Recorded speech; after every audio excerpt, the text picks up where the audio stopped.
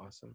So, welcome to Contain Convos. Today, we have a locally, nationally, and regionally recognized and honored guest, Dr. OLAJIDE Williams, professor of neurology and chief medical officer at Columbia University, and a world-renowned neurologist. It's a pleasure to have you on here, Dr. OLAJIDE. Hi, nice to meet you, Eric. Amazing, amazing. How have you been doing? How's everything been going with COVID going on? I know being a doctor and in the hospitals and dealing with that is a lot. It's really a lot.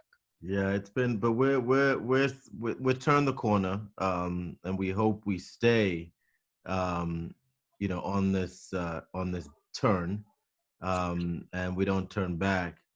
Um, but we are seeing now, um, fewer uh, uh, COVID patients. Our hospitalizations for COVID uh, have gone down.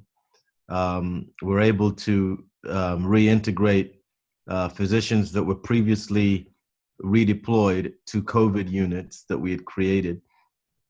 And so, things we're starting to see the usual spectrum of patients Okay. that we typically see in the hospital. Before it was everybody was COVID, but now we're seeing more diverse, the usual spectrum of patients that Right. we're used to seeing. Amazing. And that's an amazing thing. And I think actually like, let's just start with COVID-19. I was gonna ask you a couple questions anyway towards the end, but let's start with it though. So could you let's start off, just get the numbers of COVID-19, at least rough numbers of just the impact that it's had in New York City specifically, since I it's think, yeah, in New York City, with over 330,000, I think, cases, um, and probably close to, more than 20,000 deaths. right, Um, insane, and that's unbelievable. 100%. Think about that, more than 20,000. If you think about how many people died during 9/11, which is about 3,000 Americans, and one city alone is seeing more than 20,000 deaths.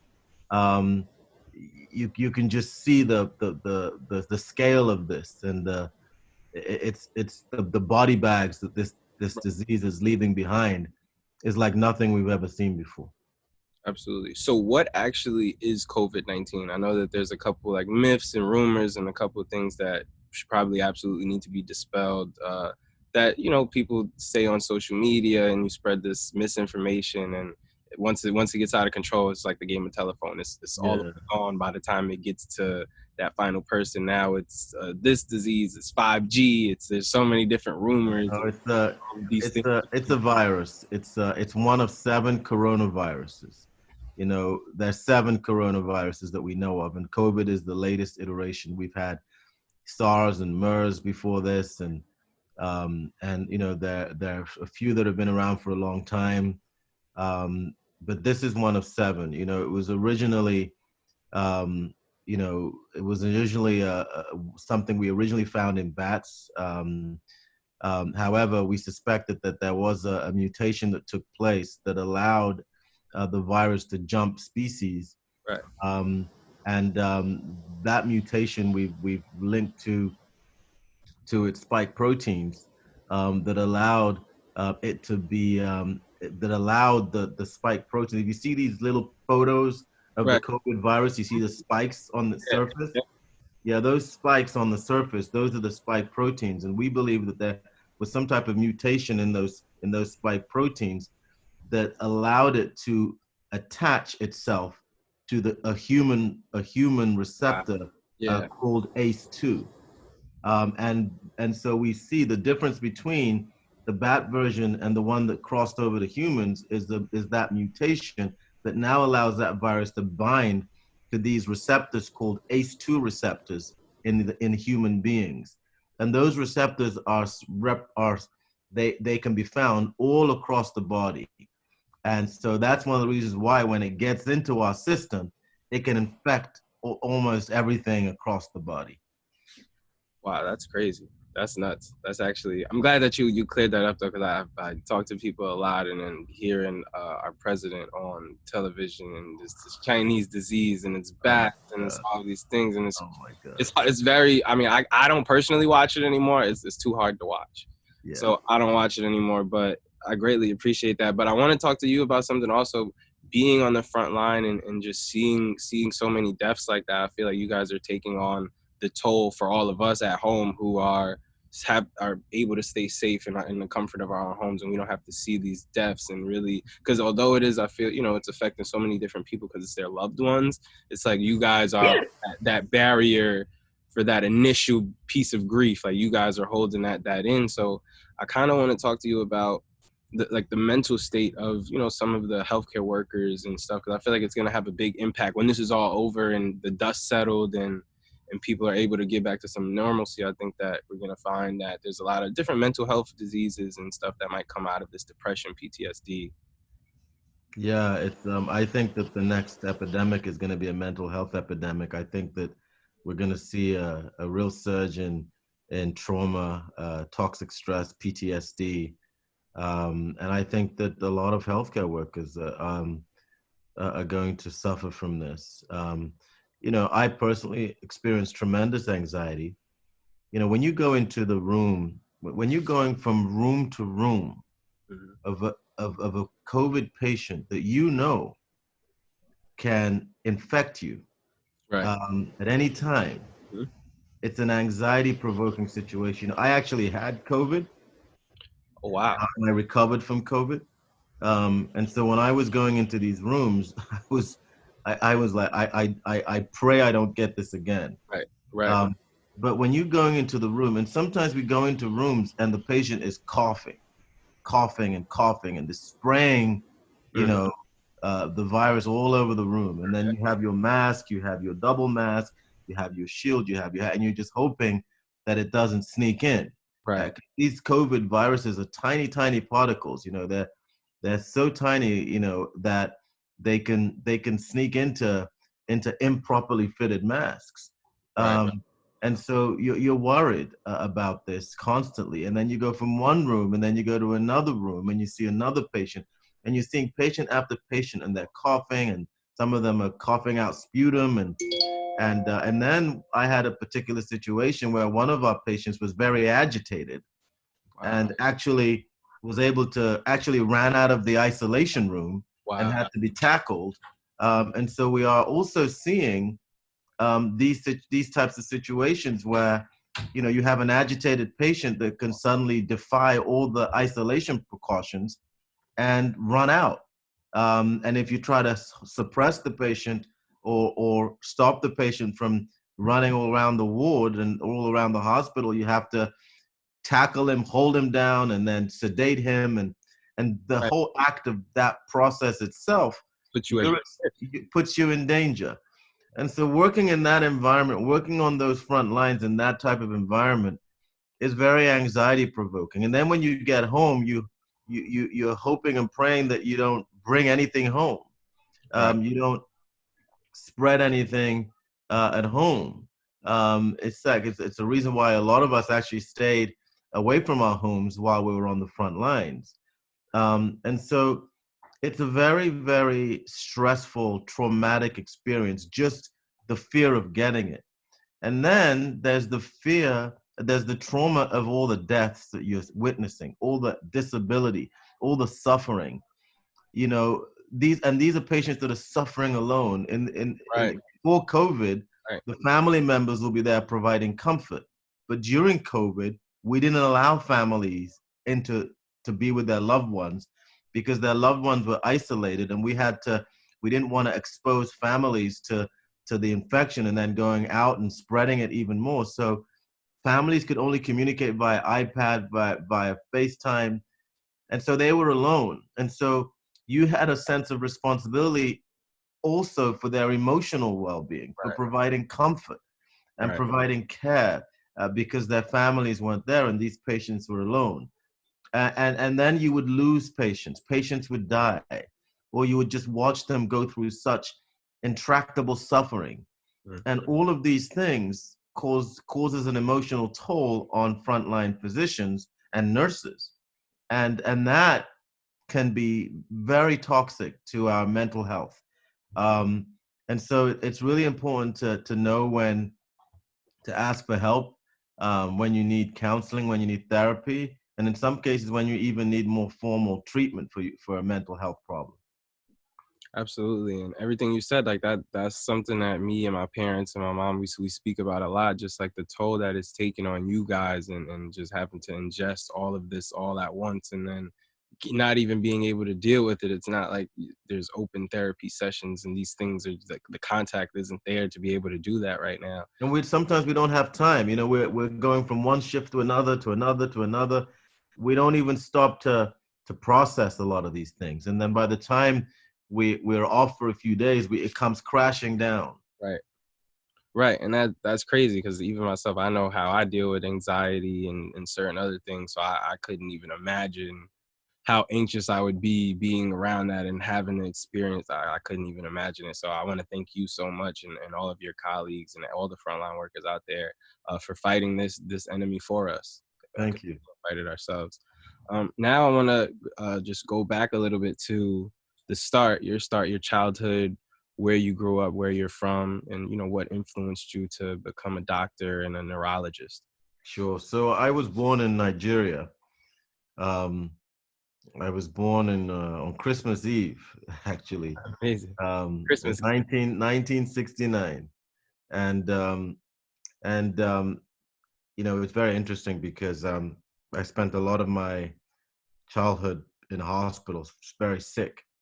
Okay. And in fact, my mom said that she didn't think I was going to make it past my first birthday. Wow. Grandparents refused to see me because I lived most of that first year in an oxygen tent. Wow. And so I was a very sickly child for many, many years. And then when I was 9 and turning on 10, Right. I was sent to boarding school in England.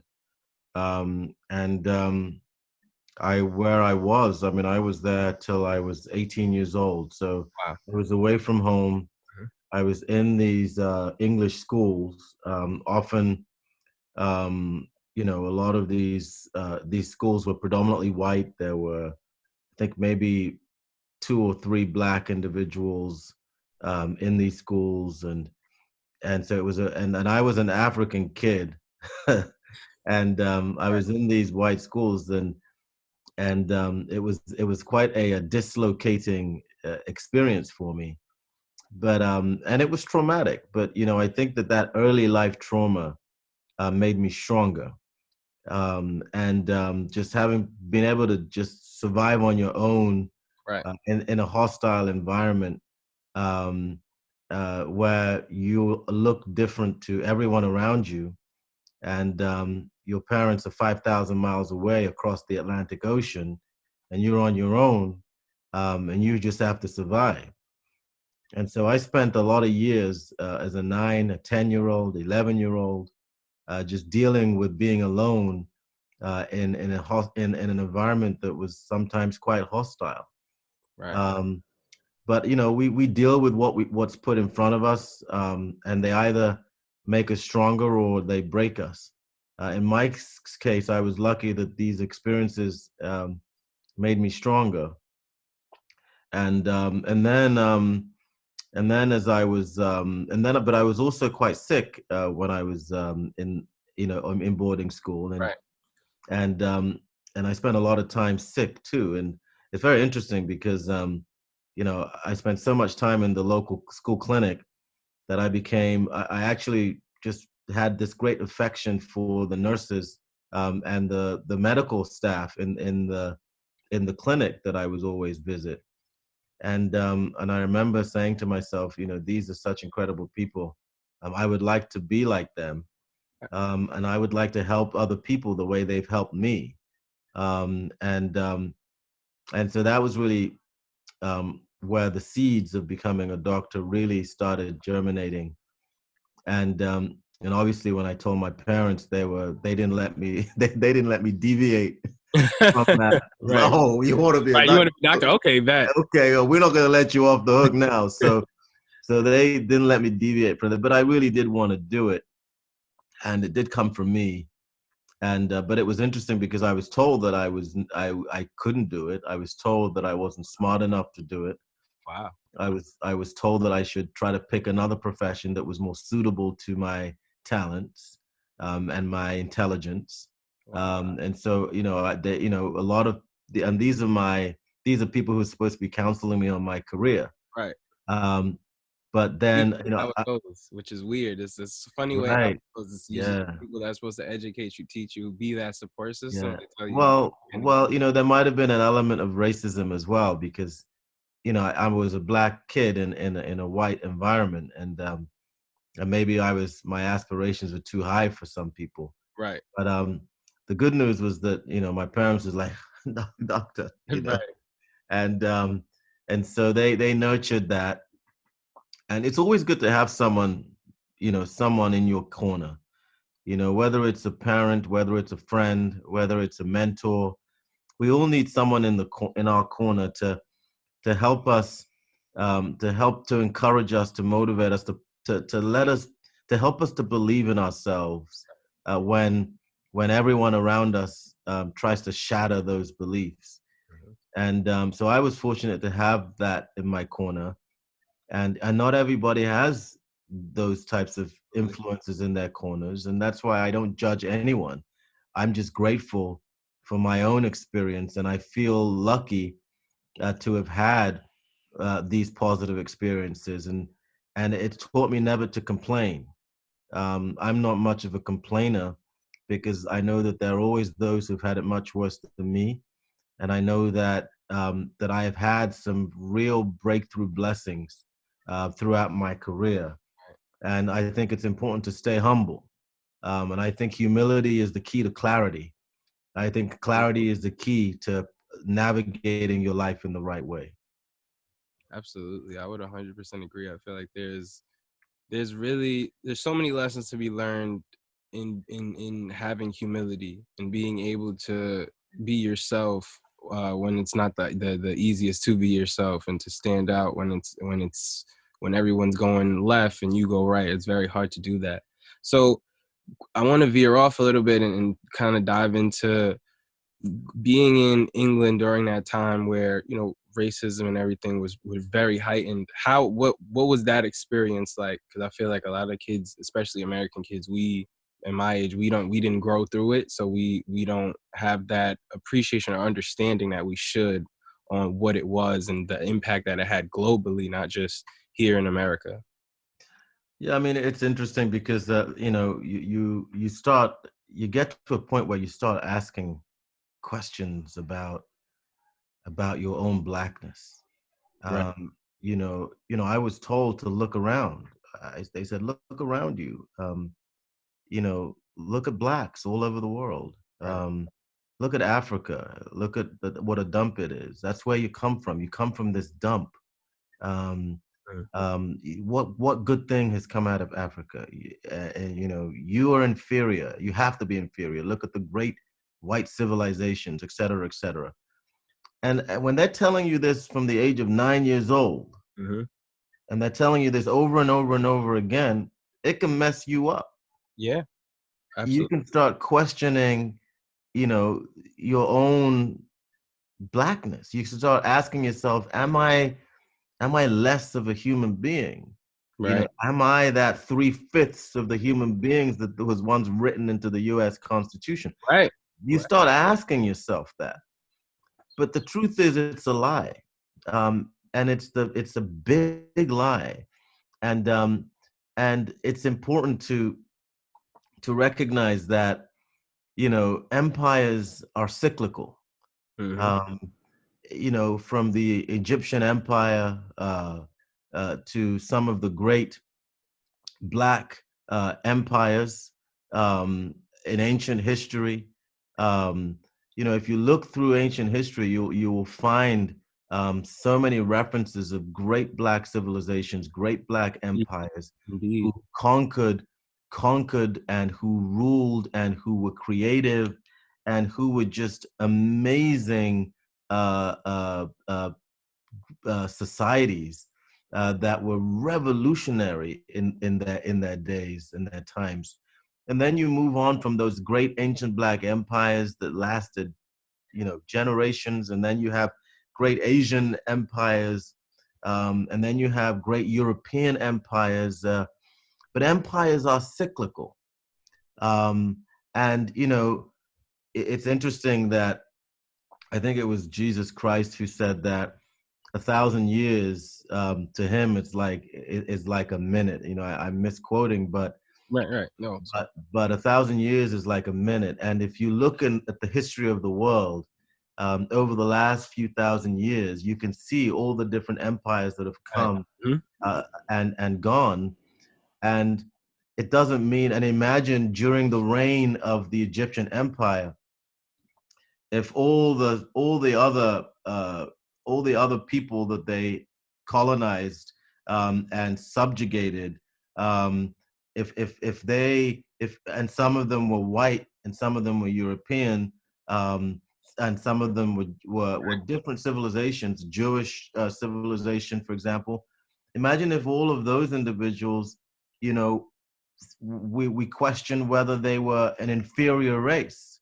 Fast forward, then you have the great Jewish civilizations, you have the great European civilizations, you have the great Asian civilizations. So these empires are cyclical, and human beings um, are the same. Right. What the difference is our experiences, Mhm. but we're fundamentally the same. Our experiences, our opportunities are the differences, and so if you read through history, and if you really learn the history of Black culture and the history of Black civilization, Right. you can easily dispel these myths that somehow we are inferior. And but you don't even have to look at history. You just have to look at yourself. You just have to look at Right. Right. your own abilities, Right. and you have to look at what you are doing and how you match up and how you square off with anyone. Right. You can put an Asian or a European or an Arab, no matter who you put in the same room. If you give everyone equal opportunities, then we're all going to flourish. But if Exactly. you take away opportunities from one group and give it to another group, that group is going to do worse. And so it's not that one group is less than another or one individual is less than another. I've always said a lot of my brothers and sisters that I left behind in Africa, who maybe didn't go on to achieve the things that I've achieved, Right. the only difference is the opportunities that I've had. Many of them are smarter than me. Many of them are stronger than me. Right. But I was just the one that was fortunate to have these opportunities. And so once you even start looking at your own abilities, and you look at them in the context of the world, you'll realize that we are all the same. The only thing that makes us, the only differences are our opportunities.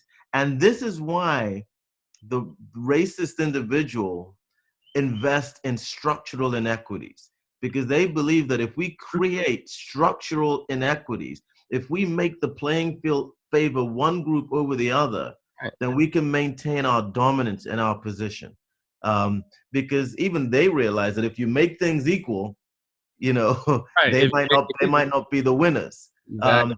And so this us them mentality and the divisions and divisiveness that comes through that mentality, in my opinion, is what the problem is.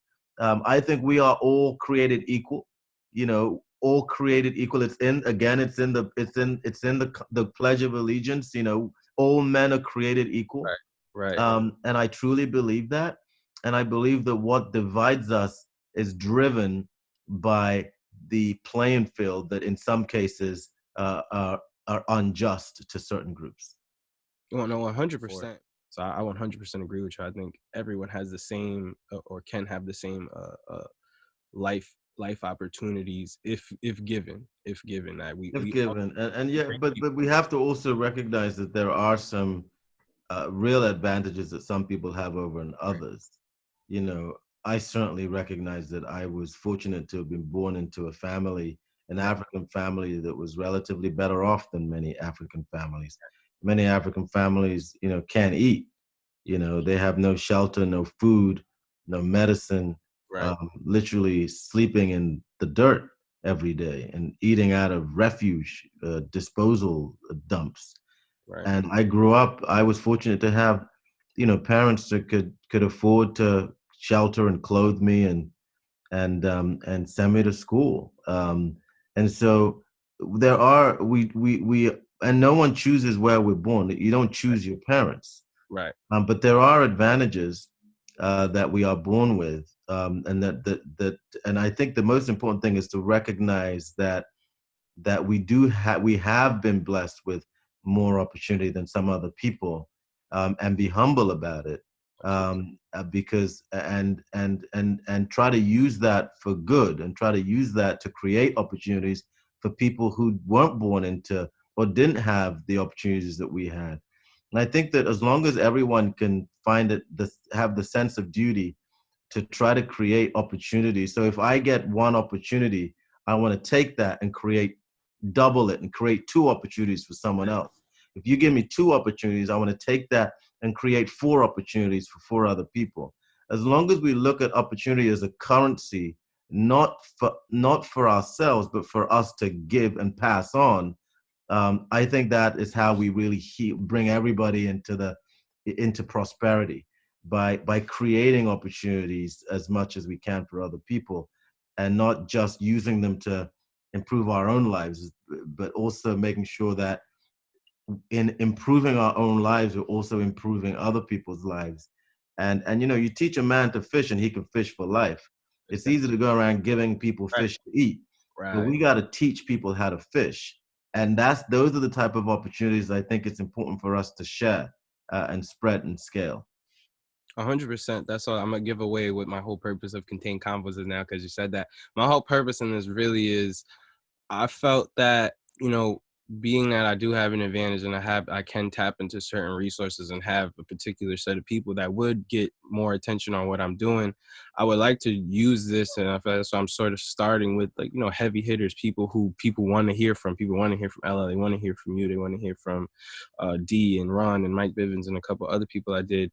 But the real goal of this, I feel, is to, get that attention. And then once it's there, I can talk to this great dude that I know that lives in London, who's a shoe designer and a shoe customizer. And he started doing it at 40 years old because he works in a jail, and he's seen that the way that they were trying to teach the inmates weren't working. So Wow. he Wow. started doing shoe customizers. His name is Benji Blunt. They call him Blunt Wow. Jank on Instagram. But That's that's how he amazing. started. And then I know another dude that's a creator in LA, and he does dope shoe customs, and he was working for So Adidas. you're already doing what I just said. You're already using your Yeah. platform to create opportunities for other people. And if we can have more young people like you doing the same thing, just imagine the impact that we could have. No, absolutely. And that's why I think, somebody has to do it. And I find that I'm doing it in a better way, having engaging conversations, talking about stuff that I know that kids my age want to talk about, whether or not, there's this whole popularity thing and what's cool and what's not. But deep down inside, like when someone's home at night and the moon's out and that's your real self. So you'll tap into that more. And I know people who wouldn't watch this or might not repost my interviews or whatever, because whatever the issue is, but I know at night that that's something that they're probably interested in, and they'll take that look and watch it and be able to get that knowledge and information, because I don't know anyone who doesn't want to be educated. Somebody wants to, you want to be informed, you want to be in the know. That's the one thing that we all absolutely have in common, is we want to know. Some people think they know it all, though. So I'm guilty of that sometimes. My dad says that a lot. I'm guilty of that sometimes. But yeah, no, absolutely. All right. So now, where did you go to medical school? Did you go to medical school in England or? No, no, I went back to Africa, and that for me was probably the defining period of my entire career. I think that, so I was in England, from age of 9, 10, 11, 12, right through to like 18. Okay. And it was a difficult experience in terms of the isolation and the racism, but Right. it was also a privileged experience in terms of, I'm in this boarding school and I'm eating 3 meals a day, and I'm, Right. I'm comfortable. but honestly, it was when I went back to Nigeria and I went to medical school in what would people would call the hood here in New York City. Right, right. I went to this medical school. It was literally in one of the roughest areas of Lagos at the time, and um, and I had just come from London, where I'd been for over a decade, and I was thrown into the hood Right. of It was Africa, almost like a culture shock of again. It's Africa. like You getting know, back I acclimated. mean, an area where, if you're crippled, you crawl on your belly because people don't have wheelchairs. So you just crawl Wow, on your belly. wow. Even through the monsoon rains, you crawl on your belly. Um, it was interesting. I mean, this is no electricity, no facilities. Even the neighborhood didn't really have proper sewage systems, so feces and all that stuff would spill over onto the muddy streets. Um, you know, tin roof shanty houses surrounding the medical school. There was a lot of desperation. A lot of people would just abandon their children when they got sick, um, because they couldn't afford to keep them Wow, alive. And wow. so it was crazy. We had tetanus. We had diseases. Look, we had diseases that you can only find in rare textbooks, like tropical disease Right, textbooks. right. We saw some real diseases, leprosy, with Wow. lepers just Yeah. crawling around the hospital and isolating them. And we saw all kinds of things, tetanus, and we saw malnutrition, kwashiorkor, marasmus,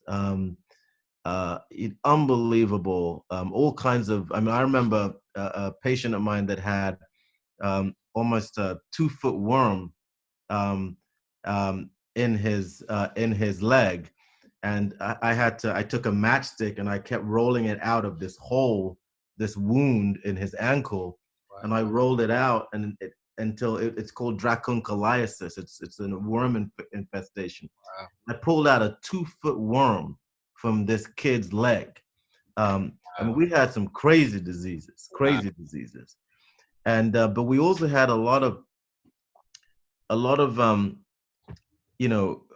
just a lot of mental poverty and physical poverty and desperation. And we had a lot of the traditions back then.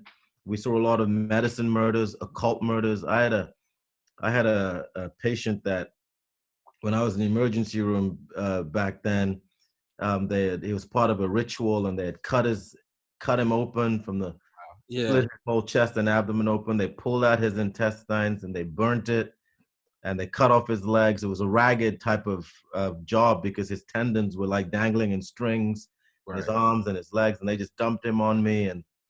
And he was surprisingly still alive. And the cops pushed me out of the way and said, "Who did this to you? Who did this to you?" And the guy refused to Wow. tell anything. And I tried to push the cop out the way. The cop pointed a gun at me, because he was, and my patient ended up dying.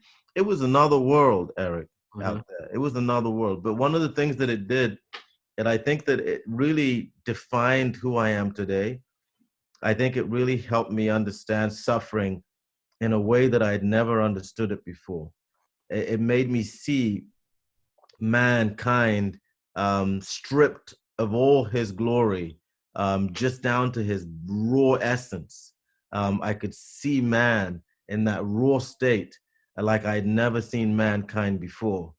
And I think just being in touch with such abject poverty, such desperation, um, just again just gave me a just refined the prism through which I looked at the world. And then through all that, there were also moments of pure beauty when I saw great acts of heroism. I saw great acts of compassion. I saw great gestures of love. And all of these experiences just exponentially increased my knowledge of humankind, and showed me who I had to be, if I wanted to scratch the surface of history, of the history of trying to do good, um, in a community that's truly suffering. And so from those experiences, which really shaped my public health outlook, and all fundamentally shaped who I am today, it was those experiences that remain even to this day the fuel that powers my decisions when I'm on the front lines or when I'm with patients and their families.